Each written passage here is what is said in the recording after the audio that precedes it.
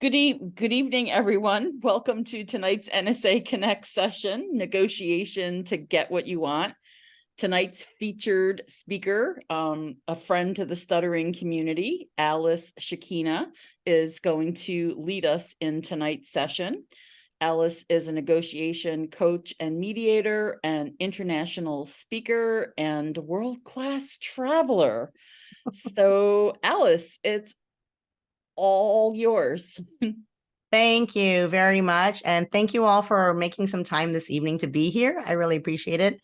Because I'm very passionate about what I am going to share, the information that I'm sharing tonight, because I really believe in empowering everyone to have the core negotiation skills so that they can get what they want out of their lives. Now, because it's a smaller group, I encourage you to participate. You are welcome at any point in time to raise your hand, get my attention, put your digital hand up and ask questions, make comments. I don't want to be the only person talking the whole evening. So as questions bubble up, feel free to stop me. I'm happy to take them. Okay, so let me share my screen. And I'll talk a little bit about who I am. So I'm out of Oakland, California, and I am a mediator. I mediate divorces and I mediate workplace conflicts. So when board of directors are having issues, or when they're having an issue with their executive director or staff or all fighting, I jump in and I try to help resolve those conflicts. I am also a negotiation coach. So I coach entrepreneurs and business professionals to get much better at negotiations, at sales, and communication with your direct reports, employees, and colleagues. And I have a background in theater. So I studied acting. I have an undergraduate degree in acting, and I'm very passionate about that as well. So I basically am using my acting skills or acumen that I received while I was in training to in my negotiation and mediation practice. So what does that exactly mean? Well, when you go into studio training as an actor, you start with the bare bones. So you're not starting at let me memorize lines and let me try to play a character. You're actually learning how to read emotions of the fellow actor that you're working with. So we do exercises over and over and over again so that we can recognize what is happening emotionally with the other person. And that's the, step one. And step two is how can I affect not only that person, but the audience as well. So what can I do? For example, if I wanted Pam to laugh, what actions can I take to make Pam laugh? If I want Pam to cry, what actions can I take to make Pam cry? If I want Pam to feel sorry for me, what actions and attitudes can I bring as an actor to make her feel sorry for me? So we do a lot of emotional intelligence work in the theater industry. And then I take that and I bring that directly into my negotiation and mediation practice so that I'm able to see what's happening in the room, read the room, and then act appropriately. So that's sort of like my background and my story. I grew up in Louisiana and I went to college in Ohio. I ended up moving to the Czech Republic for about 3 years, teaching English in the mid-90s, early to mid-90s, and eventually made my way out here to California. So one of the things that I'd love to point out is that there are gender differences in negotiations. Men negotiate 4 times more than women. Now, Susan Babcock wrote a book called Ask for It. And in this book, she theorizes that the reason why men negotiate 4 times more than women is because when boys are growing up, they have chores that they can negotiate money for. These chores can be mowing the lawn, cutting down the bushes, doing yard work, and then subsequently going off to their neighbors and negotiating with the neighbors to get money to do the same things. Girls are frequently doing chores that don't have any money attached to them, such as folding the laundry, setting the table, clearing the table, these smaller, more mundane tasks that happen much more frequently and are not attached to a price tag. And so if you look at a boy and a girl growing up, by the time they are out of college, it is possible that the boy has maybe 10 years of negotiation experience to the girl's 0 years. And so for that reason, she theorizes that that is the reason why men negotiate significantly more, because they're exposed to it from an early age. So if you take a 22-year-old man and a woman, and each of them gets a $25,000 offer as their very first job offer, typically, what do you think happens with the guy? Anyone can shout it out. He asks for more money. He asks for more money. And then the women accept, right? They accept their very first job offer. And so what does that mean? Well, it means that, whoops, sorry, I went a little ahead of myself. It means that over the career lifetime of the men and the women, if they started out with a job offer with the same number, the men end up negotiating. And if you think about it, raises are based on a percentage of what you make. So if they each get a 5% raise the next year, already his raises are larger than her raises. And so over their career, it's $750,000 of difference between what the woman makes and what the man makes.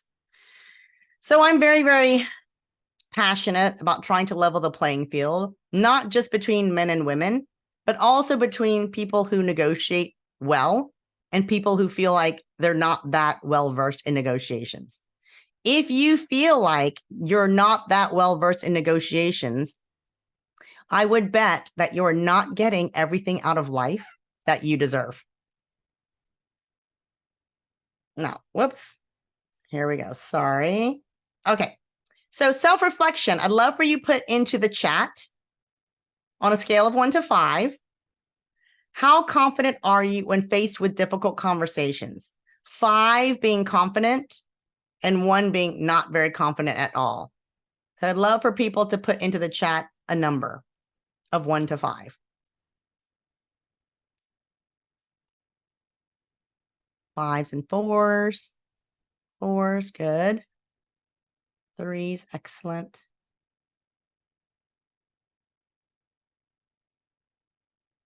Okay, great. How about how comfortable are you when you have to have an uncomfortable conversation with someone? This can be personal or it can be professional. How comfortable with 5 being comfortable and 1 being not comfortable at all? 8.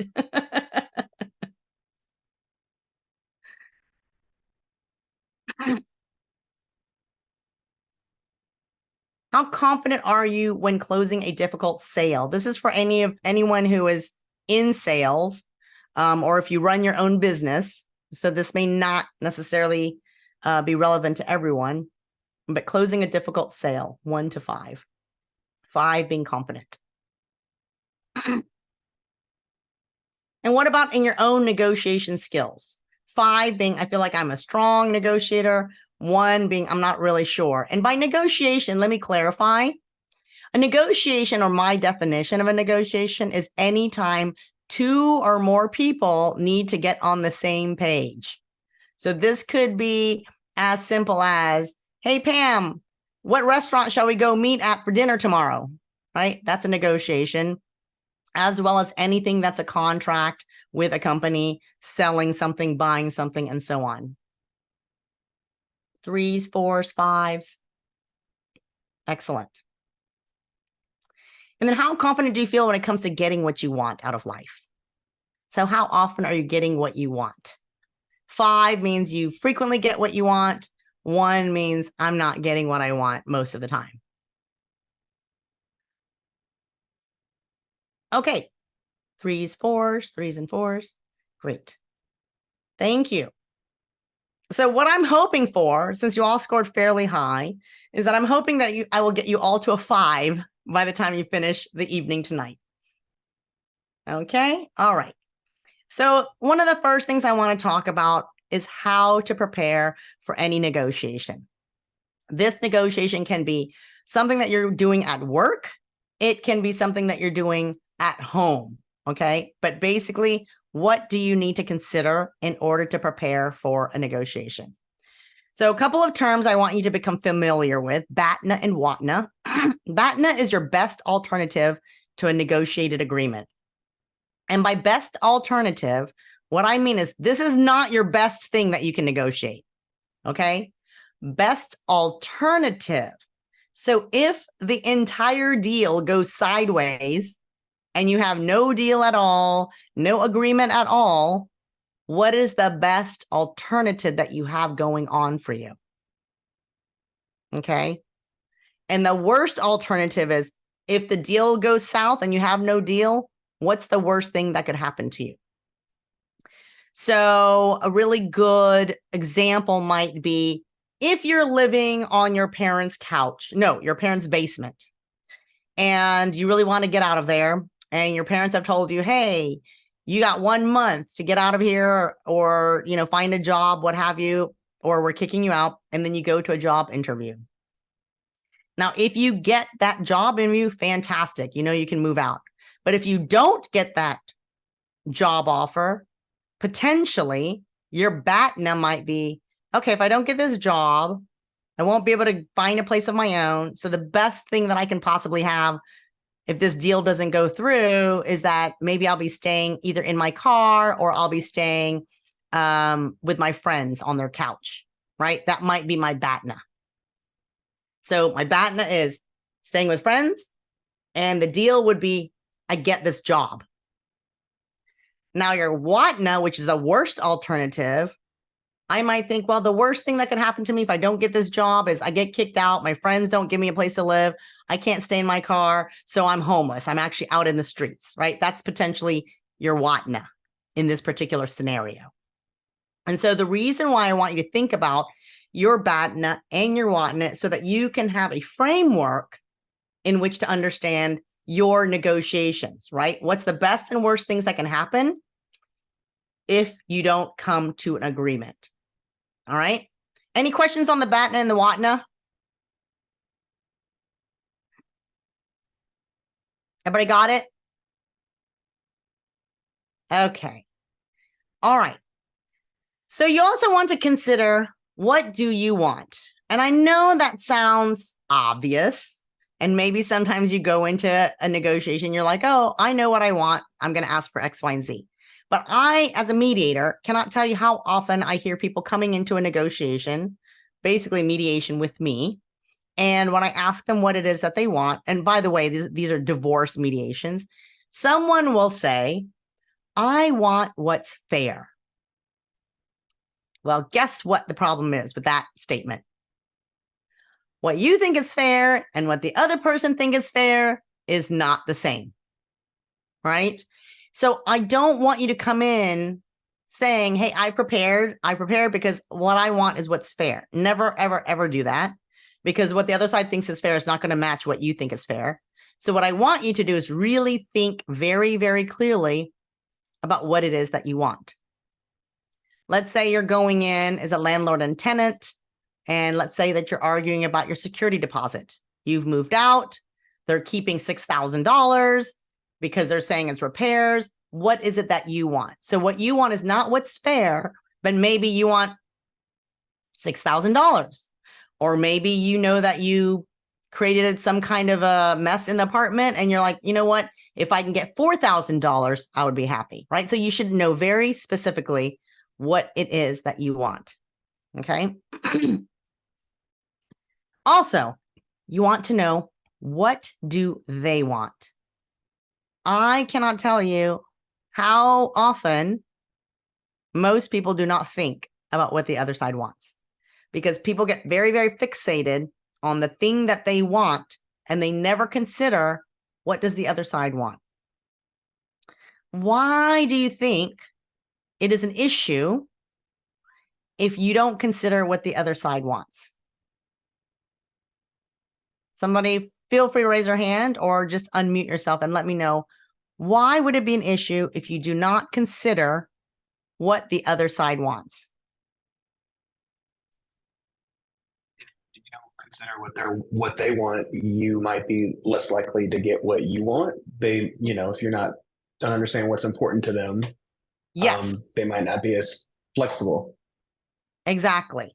Exactly. And what else? What about the bargaining? What can you do if you know what they want? What's your advantage for knowing what it is that the other side wants in terms of negotiations? I would say also, are you guys able to hear me? Yes. Okay, so I would say also maybe both parties are able to um maneuver better because you already have an idea what the other party wants, so you're able to kind of move in a way and just maneuver in the way that's more effective for you. Yes. So I think what you're trying to say, and I'll rephrase it, you can trade things. If you know what they want and you know what you want, you can trade issues. You can say, I want this thing and I know you want that. I will give you this for that. Right. And so that's what I think I'm hearing when you're saying maneuver, is that you know what the pieces are, right? If you're playing chess, Right. I like to, yeah. And so then you know what to give up and what to ask for. Okay, excellent. So we're going to talk about strategies a little bit. If I can move this forward. There we go. Asking the easy questions first. So one of the things that you want to do when you're in a negotiation is you want to ask easy questions because you want to build rapport. People like to do business with people they like. And so if I show up to you and you are a customer service person and you're rude to me, or I'm rude to you, you're not going to want to help me. You're going to be like, oh, that Alice, she's a jerk. I'm not going to really help her because I'm just going to try to get rid of her. Right. And so if you ask easy questions first, you're trying to build rapport with the person. So then they will want to do business with you. And you're using this time to learn a little bit more about what does the other side want? What are their interests?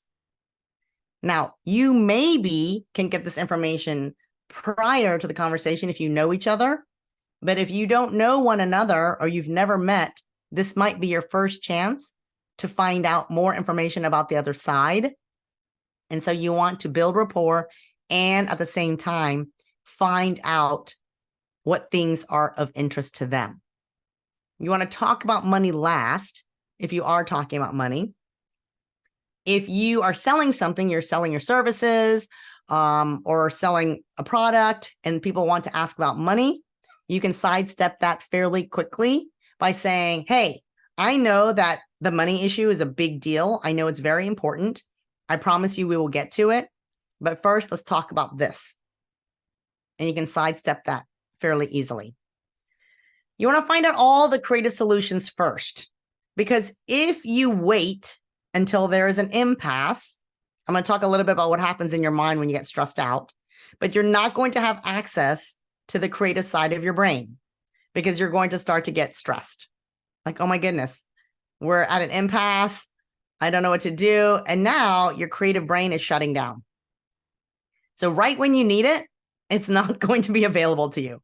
So you want to think about what are all the creative solutions. You can either think about this prior to the mediation, or you can think about this early on. You don't have to give up that information to the other side immediately. I would actually say, hold on to those in your back pocket, jot down some notes about, hey, maybe this is a potential agreement. Hold on to it until it shows up later on that you're at an impasse. One of the things that I did in a recent mediation is I really don't like people staying in an impasse, right? Because if you get into an impasse, people get upset, then they get angry. And like, I don't need any of that happening in my mediation. I want people to feel calm and feel like they can reasonably negotiate with one another. So one of the asks by one side was, can you hand me the title to my car? There are two cars. You have a car. I have a car. I will give you the title to your car. Please sign over the title to me for my car. And the response was, no, I don't want to do that quite yet because I would like to negotiate some other factors. So as you can imagine, that immediately heated up the tensions between the two people because the person asking didn't think that it was a big deal to get the title to her car. So suddenly she was very angry. So instead of trying to talk through this or having them convince each other, I just said, let's put a pin in this one and let's move on. So what did I do? I held that one somewhere. Like basically I put it on the back shelf. And then we continued to mediate different issues. And about an hour later, we got to outdoor patio furniture. And she said, look, we both purchased the outdoor patio furniture. Why don't I just take half the outdoor patio furniture? And his response was, okay, if you take half the patio furniture and I go buy some more, I will have mismatched patio furniture and I don't want that. And she was like, really? And immediately I could sense that there was like tensions again going up. And it was at that point, most people can't do this on their own without a mediator. So at that point in time, I, as the mediator, stepped in and said, any chance you, the husband, can release the car title to her, and any chance the wife, you'd be okay to release all the patio furniture. And in literally 1 second, they both said done. So it was a complete deal because we traded different issues, right? And so that's also being creative. And that's also an example of how you trade between various issues, right? So I did not let them sit there and try to convince one another of how to divide up the patio furniture versus who should be getting the title to the car. I just waited until something else came up that, the other person wanted. And then we said, okay, let's trade. And then there was no issue whatsoever in trading that. Okay. What is cheap to you but valuable to them, right? So you might want to think, like, for example, if I'm trying to go get a job, I might value working from home, let's say once or twice a week. It might be very, very valuable to me. I don't want to have to commute. It would save me parking money. It would save me gas money. It would save me commute time. So that's super valuable to me. And also, it's very cheap for the company to give that to me, right? If there's no like high security about the computer, they might say, oh, we can give you like 1 or 2 days that you get to work from home. So that is an example of what is valuable to me and cheap to the other side. So you want to think of as many things that you feel like you can easily give up, that is no big deal, but you know that this thing that you can easily give up is very valuable to the other side, as well as what is really easy for the other side to give to you, but that is valuable to you. And so you want to think through these things before you go into the negotiation. While you're in the negotiation, you want to ask, where are you inflexible, or what are your non-negotiables? And I have this set up in a very specific way so that you're not asking what's negotiable. No one wants to show their vulnerable side, right? I don't want to tell you, oh yeah, my price is negotiable and this is negotiable. I don't want to tell you that. But if you ask me, hey, Alice, what's your non-negotiable? I'll be very happy to tell you, don't touch this. I'm not negotiating on this. And then you can determine, oh, that means everything else is negotiable. Okay, so that's how you find out what is negotiable by asking it in reverse. Making 2 equivalent offers is a fantastic strategy. I love this because it works very, very well. You want to make sure that each of your offers has something in it for you and something in it for the other side. You also want to make sure that it's equivalent for you. Meaning, if I were to say, Pam, you can pick A or B, option A or B, I can go home and go to bed and not stress out about whether she picks A or B, that it does not matter to me whatsoever. I don't have an emotional preference for one over the other. I have seen people make the mistake of making 2 unequivalent offers where they're like, I really hope they pick the second offer. I really hope I don't want. And so they make it look like it's two actual valid offers when it's really only one. So then when the one that they don't like gets picked, then they're very upset. Don't make that mistake. Only make two offers that you feel like are comfortable if they choose either one. And then anchoring. Anchoring is when you make the first offer. So frequently people think, what, is it okay for me to make the first offer? Should I make the first offer? It depends is the answer. You should make the first offer when you're educated about the thing that you are making an offer on. So if you know a lot about it and you know the value and you know that you are, if you're buying something that you know the price, so you can, make a really low offer. If you're selling something, you can make a really high offer. If you understand everything about the situation, feel free to anchor, put out the first offer, because it will put you at an advantage.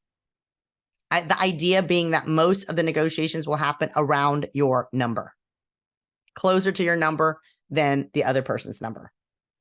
But if you don't know enough information, don't anchor, because you'll find yourself floating around in the sea and you're going to be like, oh, I don't even know if I made the right call. It might have been too high, too low, what have you. Okay. Any questions on these strategies? Do these make sense to you? Okay. There's one other strategy I want to go over. It's called position versus interest. So a position is when you say, I want some particular thing, such as I want to go to Hawaii. Okay. Maybe it's a family member and we're arguing about our vacation. That is my position. Let's say the other person says, well, I would like to go to Mexico. So now we are arguing over positions. So as much as possible, if you find yourself negotiating or having an argument over positions, try your best to change it to an interest base. What does that mean? That means you're going to ask questions about why it is that they want what they want, so that you understand what's really at the heart of the thing that they want. And then once you dig deep enough, you should be able to find some common ground. So if you ask me, why do you want to go to Hawaii? I might say, I want to go somewhere where it's warm. I want to go somewhere where the water is warm. I want to go somewhere where there's surfing. I want to go somewhere where there's beautiful beaches, right? And then someone else might say, well, I also want to go somewhere warm. I also want to visit some friends and family, and they'll have their reasons about why they want to go to a certain place. And then the idea is to find the common ground. So let's say that the only common ground we found was that we would like to go somewhere where there's warm beaches and nothing else was similar. That's okay, because we may not necessarily go to Hawaii or Mexico. We might end up going to a different location entirely based on the fact that we're looking for somewhere that has warm beaches. So you want to just dig deeper. So if you notice that you're arguing with your family members, and I say family members because usually the biggest arguments happen with your spouses or your children or your parents. So when you notice that is happening and you're arguing about a position, you want to think about, what questions can I ask to find out what is important to them so that you can get to their interests. Think about what your interest is, and that way you can find some kind of common ground and then get to a resolution. Okay, any questions on the position versus interest-based negotiations? All right. So we're going to go over some kind of situations, asking for a promotion or a raise. So some of the things that you need to do prior is this is your research phase, right? Find out what the market rate is before you go into the negotiations. So you want to research that. You can go on Glassdoor these days, and there's probably other places you can go on Google and find out not just what it is across the nation, not just what it is maybe in your state, sometimes even just the town, the very geographic location where you are is different, right? I live in the San Francisco Bay Area. We have like lots of little towns nearby, and The market rate might be different, only 20 miles away from me. So make sure you're very specific about where you're looking so that you understand what the market rate is. Are you above or below or at market rate? Take into accounting of everything that you've accomplished so far. So make sure you have that in black and white, that you have that written. Okay. You might have a pre-negotiation meeting where you get more information. So by pre-negotiation meeting, this might be your annual review. During your annual review, you can ask questions about what is and what is not negotiable. You can ask questions about where you can use improvement, what your strengths are, as well as what goals do you need to meet in order to prove to them that you deserve a raise or a promotion. What do they expect of you to move to the next level? And you can ask this question just saying, not to say, hey, I'm going to be asking you for a raise or promotion, just to say, in the event that I would like to, what does that path look like?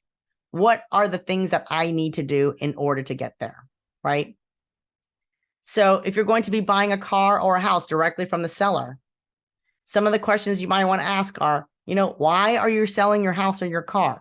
So by asking them questions about this, it's not so much that you're trying to be nosy, you're trying to build rapport with them, but you're also maybe trying to understand if there are other issues that might help close the deal. Okay. So for example, someone might say, well, I'm selling the car because I'm moving to Hawaii. I keep bringing up Hawaii. Well, if they say that, I might think, oh, maybe I can offer them the car to keep the car until they have to move. And in return, I can maybe ask for a reduction in price. So these are the different things that you can think about when you're asking questions about the reasons why they're selling it. Okay. Are there other important items that you want to consider in the sale? Timing of the sale? Is there anything sentimental? There was a story one time of a woman who was selling her house, and she really did not want the new owners to cut down the tree in the front of the house because she had planted that tree when her children were babies.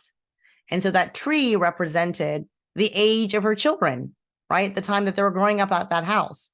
And so when the buyers heard this information, they were able to try to negotiate a lower amount in exchange for that thing that we talked about earlier, where you say something is valuable to them and cheap to you. So that tree was valuable to her. It had sentimental value.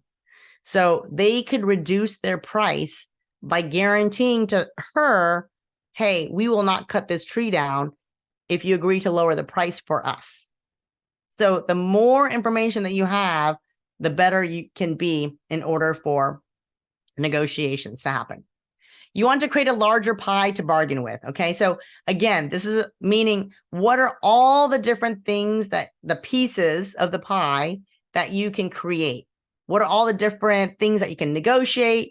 What are all the things that you can trade? So you want to really be creative and think about these things. You want to make an emotional connection. Talk, money, last, and anchor again. Okay. Negotiating a job offer. Look at all the different things that you can ask for if you're not necessarily getting the salary that you want, right? There's a lot of different things that you can ask for. You can say, hey, can you pay for continuing education?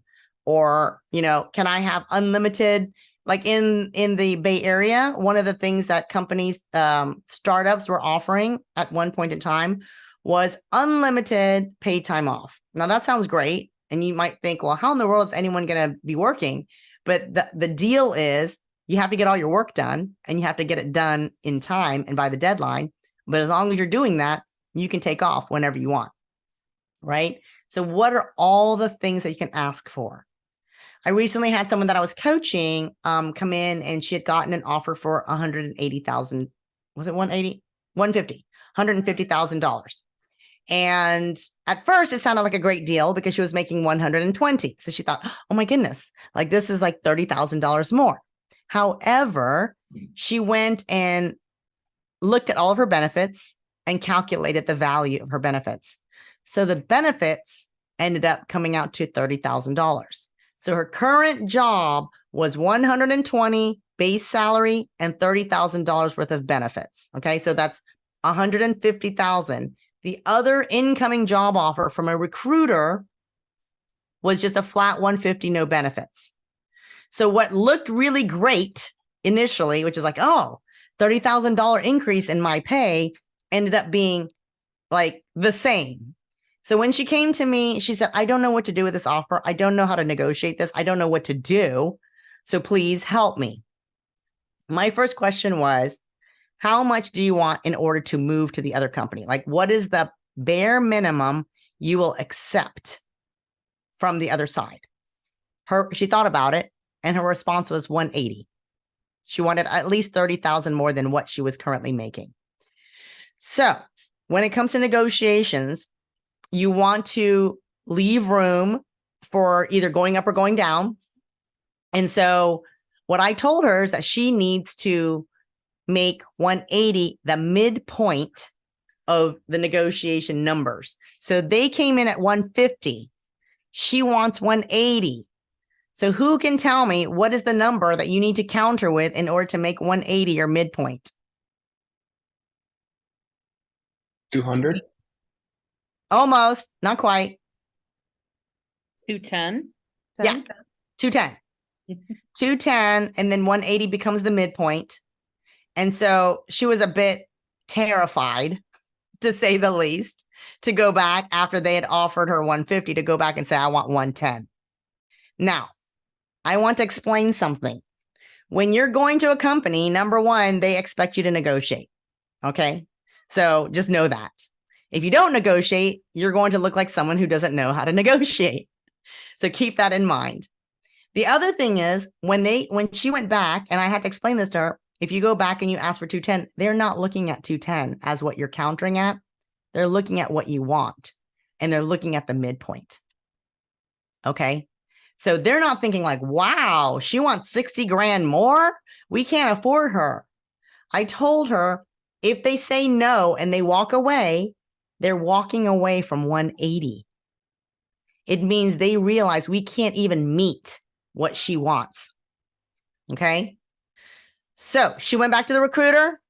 She told the recruiter, and the recruiter said, oh my goodness, that's a huge amount to ask for. That makes me nervous. And she explained, no, I talked to my coach. She says, don't worry about it. They're not going to be looking at 210. They're going to be looking at 180. And I'm okay with that. Right. So the recruiter went back and said she would like 210.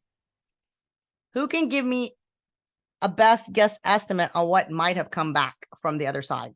I know it's just a wild guess, but what do you all think when they're offering 150? She counters at 210. What do you think happened? Just a guess. There's no right guess. 170 with some benefits, or no? Okay. 170 with some benefits is a totally reasonable counter offer. Anyone else have any guesses about what might have happened? Again, there's no wrong answer. They might tell her 150, or we're going to rescind the offer because we can't do any more than that. Okay. Okay. Does anyone think that they said no, sorry, and they left? Like that they rescinded it and left. Anyone think that might have happened? So I think it was Michelle that was saying 170 plus some benefits. So I was thinking that potentially they're going to try to get her down from her midpoint. That they saw the midpoint, thought, well, let's see if we can get her off her midpoint and go a little bit lower. So maybe that they would offer 160, 165. That was what I was expecting. They came back with 180, like exactly on the midpoint. And so my thought was they did not want to waste time going back and forth, trying to get her lower than her midpoint. They wanted her. They didn't want to waste the time. So they just said, you know what? Let's give her what she wants. We will offer 180. And she took the offer. Okay. Now, most of the time, I just want you all to know, I heard Carl, you say, you know, maybe they'll rescind the offer. I don't want from here on out, from this workshop on, I don't want any of you to ever think that an offer will get rescinded. It almost never happens. Why? Why do you think that is? I'd like somebody to guess why offers are not rescinded. They can be. Legally, they can be. If I make a counter offer, you can take your offer and leave. Legally, you can do that. But why wouldn't they get rescinded? Anyone have a guess? Lindsay said they need you. Absolutely correct. They want the deal. They want the deal, right? It's kind of like, let's just put it in form of dating. If you want to go out with this person and then they're like, I'm not so sure, you're not going to be like, okay, fine, I don't want to date you, and you just leave, right? If you want somebody for dating purposes or work purposes, you're going to chase them a little bit. Okay, because like, it's like, oh, I want that deal. So very rarely, unless you're being a jerk, is someone going to go home and say, I'm done playing the game and leave, because they want to close the deal. And not only that, they've done a lot of work to get to this place where they're making you an offer. They've interviewed so many people. They've gone through so many applications, right? And they're finally spent all this time. So it's counterproductive to just be like, okay, we're rescinding it because you made a counteroffer, goodbye, right? They might either say, no, we can't do it, but please take this offer, please consider it. They might come back and say, okay, we can't increase the offer, but we can do X, Y, and Z, right? I coached another person who was hiring, and he told me it's his first hire. And he said, I'm nervous she's going to turn me down. And I said, if she turns you down, you do not let her go. You don't just say, thank you very much. Because guess what? He was going to. I said, what are the things that are her interests? And he told me her interest is to grow within the company and move up. I said, does the other side, if she has another offer, do you think that's what they're offering? He said, they may not, but we can. We absolutely can offer that. So I said, if she comes back and says, no, thank you to your offer because it's too low, I need you to counter offer with that. Sure enough, she came back and she said, I have another offer. They're offering her more money, and so I'm going to take it. And he did not let her go. He said, we have movement for you to grow in the company. We can't match what they're paying you, but we can give you upward mobility within the company. And she went back and she turned down that higher offer and came to his company, because that thing that we're talking about, that thing that is valuable, the creating of the pie, right? Like, what additional things can you bargain with? The upward mobility in the company was an invisible thing that was really important to her. And when he recognized that and he was able to offer that, that has some kind of value, intrinsic value for her, so that she was able to walk away from a higher salary because this was more valuable. The other company was not offering any kind of upward mobility. She was hitting a ceiling over there. That's where she would go. She can get more money, but she couldn't go up. Okay, so I want you to think about, what are all the things that are important to the other side? Okay, excellent. Any questions or comments?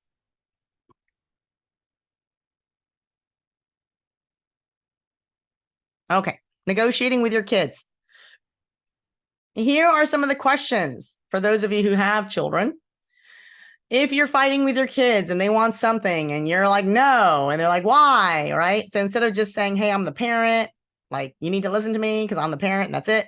You want to ask about, like, why is that so important for you?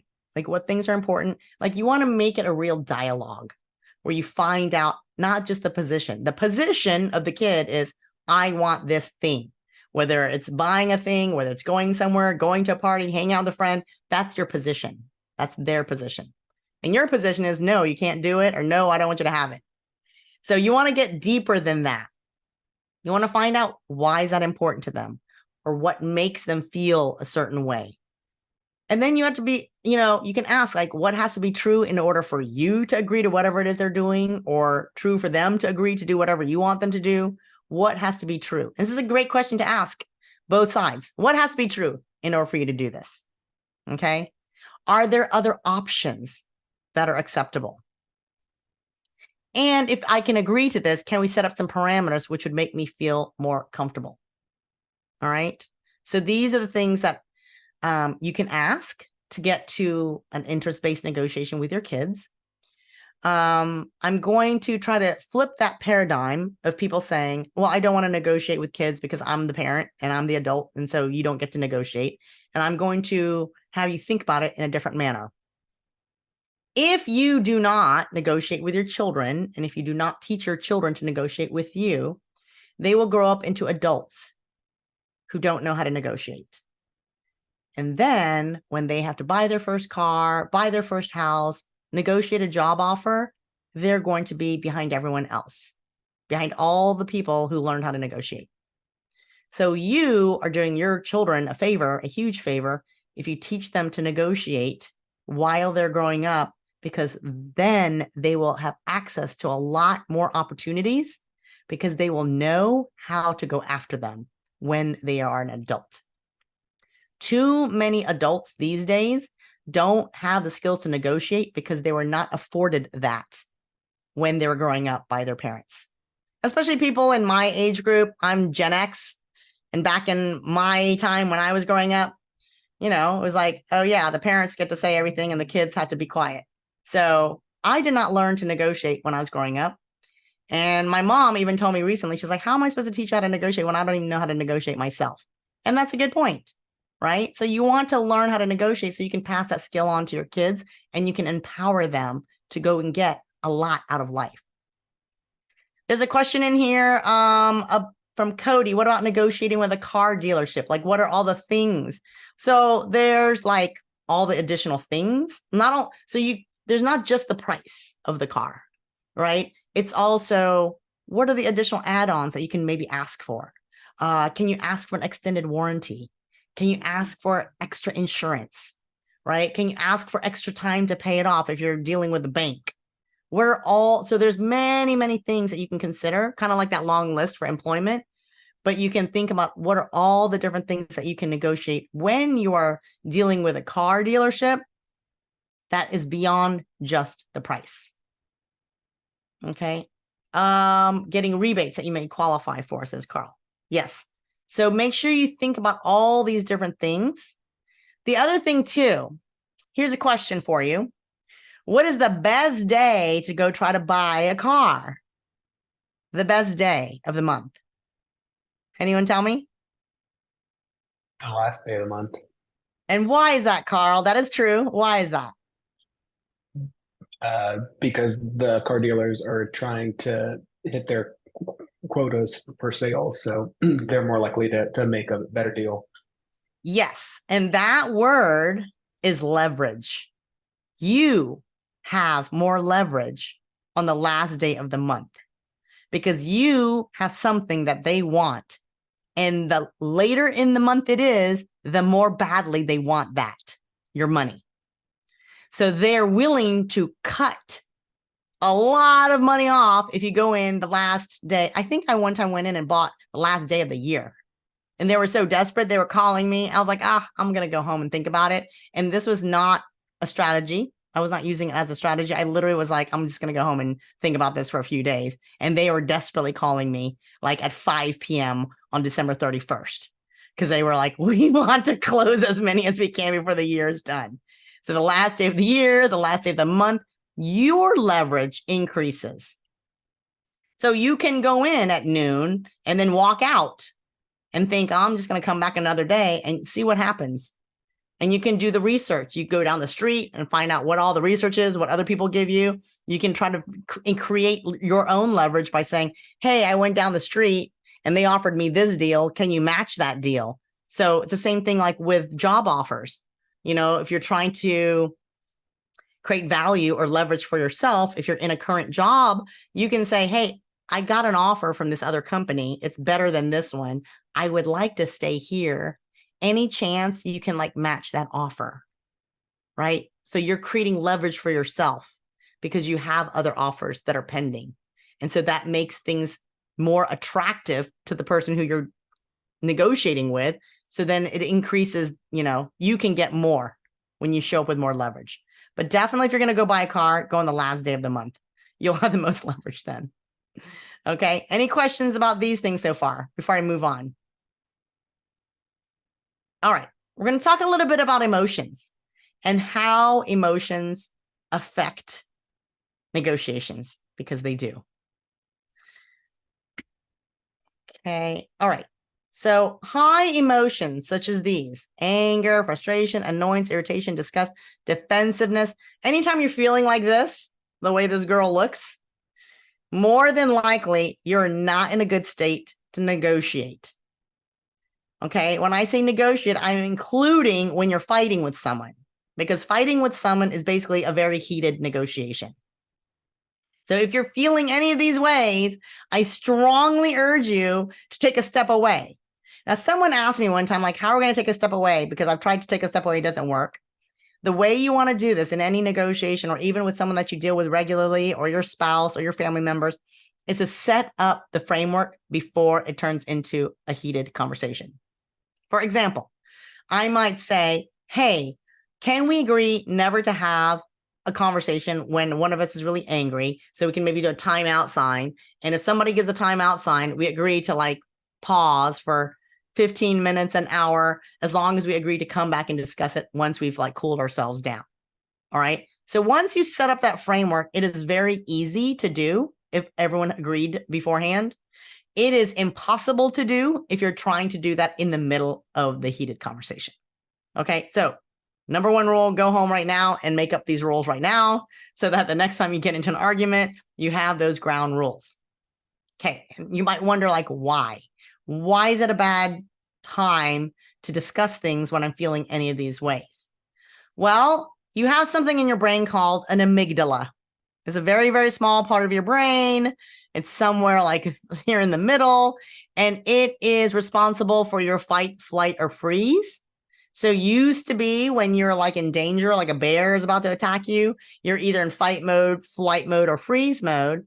But in modern day, that doesn't happen very often where you're getting attacked by a bear, but people can argue with you. They can make you upset. They can make you defensive. They can make you irritated. And guess what? The same part of your brain lights up. And when the amygdala lights up and you go into fight, flight, or freeze, the rest of your executive functioning actually shuts down. So you don't have access to that part of your thinking and logical part of your brain when you are upset. So you might be talking, but guess what you're not doing? You're not listening, right? So what happens when people feel emotional? Well, they stop listening. I cannot tell you how often, and I know this as a fact because I'm a mediator. Cannot tell you how often when I'm in mediation and I say, can you please repeat back what you just heard? And the person's been doing this the whole time, right? They're just looking and they're like listening. And when I ask them to repeat back, they can repeat like 10% back, like literally like a little smidge. And I will literally ask, is that it? Is there anything else? And they'll say, that's all I remember. And this is after like listening for 5 minutes because they are triggered, they're upset, whatever. They literally did not process 90%, sometimes 100% of what was being said. Okay. And so I frequently have to repeat everything back, or I have to ask the person to repeat back. So I can tell you from anecdotal evidence, my work as a mediator, when people are triggered, upset, or defensive, they're literally not listening or processing what you are saying to them. Well, what does that mean? Well, if they're not listening to you, what are they doing? Well, they might be thinking about a response. They might be thinking about like, oh my gosh, this person's like really making me mad. I can't believe how mad I'm feeling about what this person is doing, right? Or when are they going to stop bullying me? Or maybe they're thinking about like, what am I going to have for dinner? I'm really tired of this conversation. Like, I'm going to stop listening to this person, right? Thinking about how unfair you are, thinking about how much they dislike you, how much they're being disrespected by you, maybe how to get what they want or how to get out of this conversation. This happened to me this morning. I was lecturing my child and I wasn't saying very much at all. I just said, hey, can you please make sure that you wash your dishes and you do your chores and you take the trash out and something else. I can't remember what I said, but I had like 3 things. And he kept saying, yeah. Yes, I heard you. So I said, oh, you heard me. What did I say? And he said, I don't know. You said something about dishes. And I said, what else? What else did I say? He said, I don't know. And I said, but I thought you told me you're listening. And he was like, no, I was just saying that because I want you to stop lecturing me. And then I said, why did you want me to stop lecturing you? And he said, because you're always saying the same thing. And I said, if I'm always saying the same thing, you should be able to tell me what 3 things am I always telling you? And he couldn't tell me. He literally could not remember. So this is a pattern of what happens when people are upset. They don't process what you're saying. So really easy way to find out how much they heard is to just ask them, what did you hear me say? Okay, so how can we restore listening?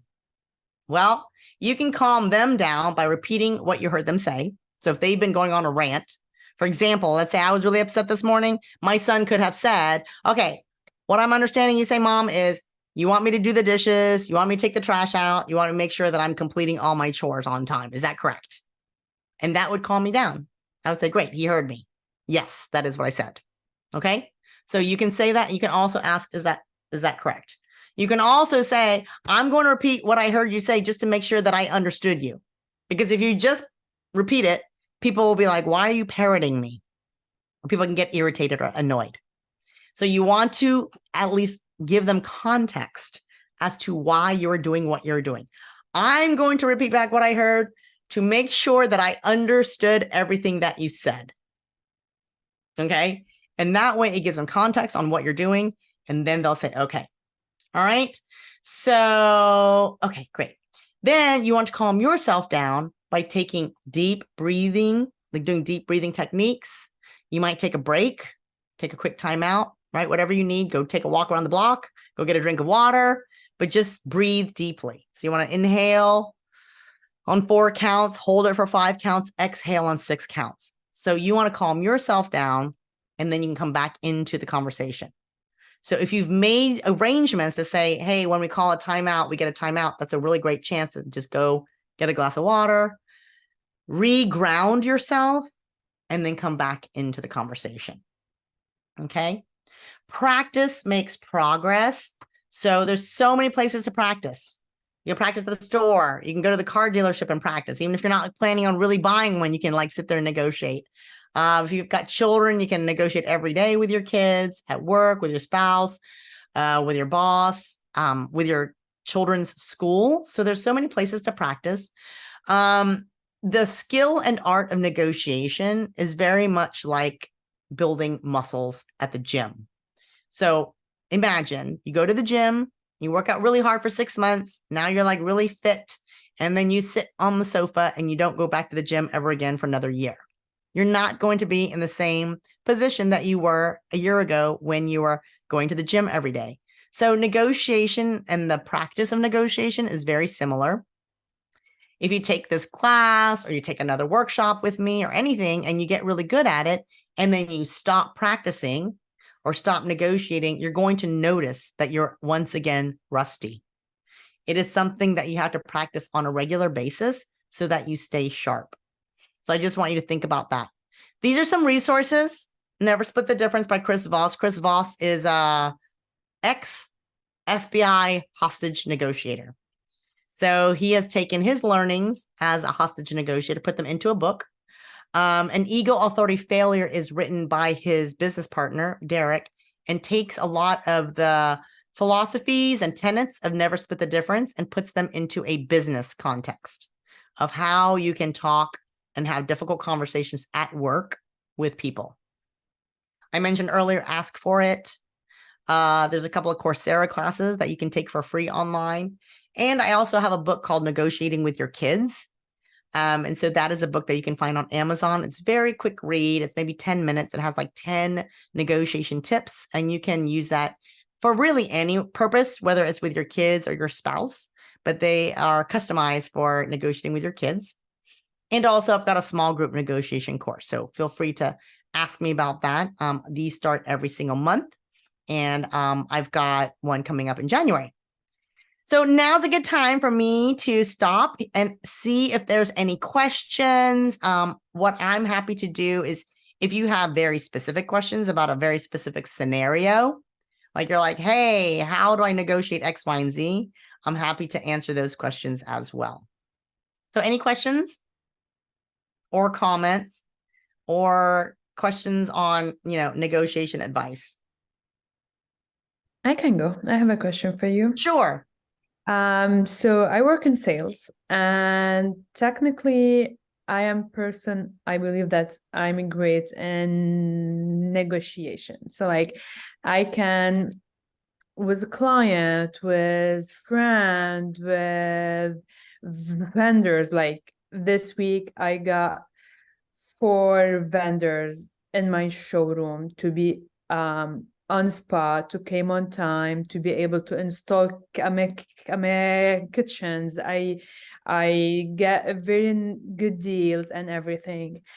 However, when it comes to negotiate on a personal level, where there's emotion, as you mentioned, and also growing up in a family like we are Middle Eastern, and in the Middle East, like you don't really talk about money because we help everyone and everyone, especially when there's like a service that doesn't need like I'm a goods, like when you like design for someone, there's nothing that you are selling, so you kind of don't ask for money, like no, that's fine. So I grew up in this environment, so whenever it's come to me asking for a raise or me being unfair paid or underpaid, and I mean I should be receiving my new I'm a I'm a I'm a I'm a I'm a contract and I have called my manager few months ago, 2 months ago, and he said October 15 you will you will receive it. No, until today I haven't received it, I haven't seen it. And then it was when the kitchen will be installed, then will be active, but I haven't seen it until now. And I understand they are super busy in other showroom, but again, I'm doing way beyond my job description as of today, and I'm not paid correctly until today. And I tried to discuss that, and when I had my talk with him over the phone 2 months ago, because he's based in different states, this conversation and not well, kind of like he had nothing to say that I said wrongly, but I didn't feel that I negotiate correctly. I mean, that's the thing, and it was like a 10 minutes, and I don't know, that's my thing. So let me just ask a question. So when you negotiated on the phone, was that in the moment you kind of said, hey, by the way, I want to talk to you about this thing, like, or did you schedule that call? So I have emailed it previously. I have attached my previous email that I have sent in March, in April, and then in October. I was like, it has been so long. I mean, we said that those going to be in May. I understand we had delays. I understand blah, blah, blah. I understand that. But by that time, I have asked that I go back home in Christmas and in summer. And now you're telling me that this is not going to happen again. How that after 10 months we are together, after I signed and everything, you are changing your mind, you are not paying rightly, you are not giving me benefits. There's something wrong here. We need to discuss this. Okay, so a couple of things. Without knowing what the content of the conversation was, you probably need to figure out how can you create your own leverage. And by that, it also means that you have to consider a lot of different things. Like, do you consider applying to other jobs so that you get another job offer? If he's saying no, or he's evading you, then you can always try to get another job offer before you go back to him. And if this is a sincere job offer, one that you would actually go to in the event that he doesn't give you a raise, you can say, look, I got this other job offer. They're offering the amount of money that I'm asking for. However, I would prefer to stay with you. I would love to be able to work things out. Is there any way that you can match this offer? If he's like, no, I'm not going to match the offer, then you know that you need to leave because this person doesn't value you based on the amount. Now, he's probably thinking, without knowing again what the conversation was like, he could be thinking she doesn't have any other offers, so she's kind of stuck working for me, and so I can just treat her however way I want to treat her because she's not going anywhere.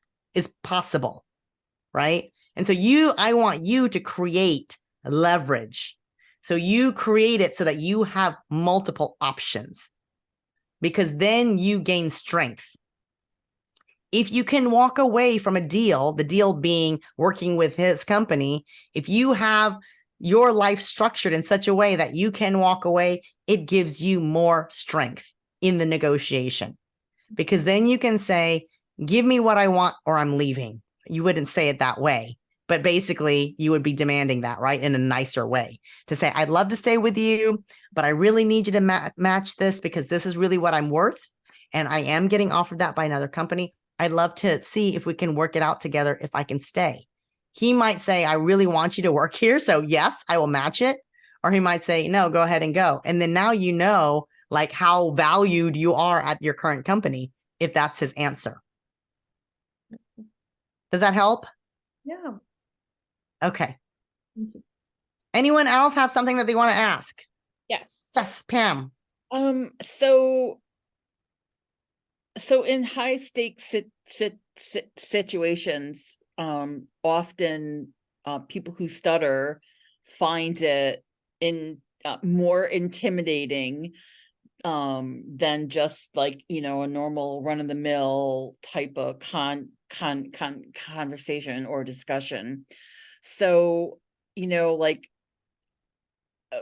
what advice could you perhaps give, to somebody that, is in a negotiation, conversation, or has one upcoming where the other person like isn't gonna like automatically dismiss me because I'm stuttering, like I'm appearing nervous, or I'm appearing like I don't know what the heck I'm talking about.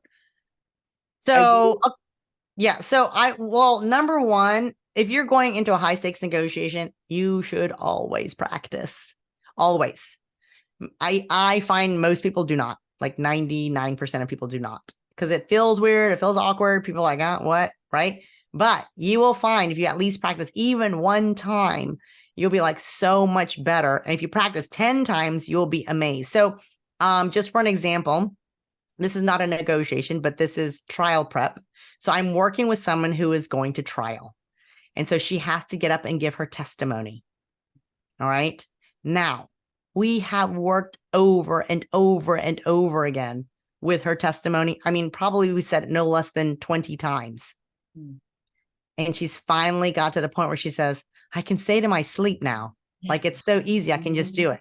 That is a huge difference than day one, when she was all over the place. She was adding a lot of extra information, not really sure, sometimes forgetting stuff, saying, oh, I forgot to add this, I forgot to add that.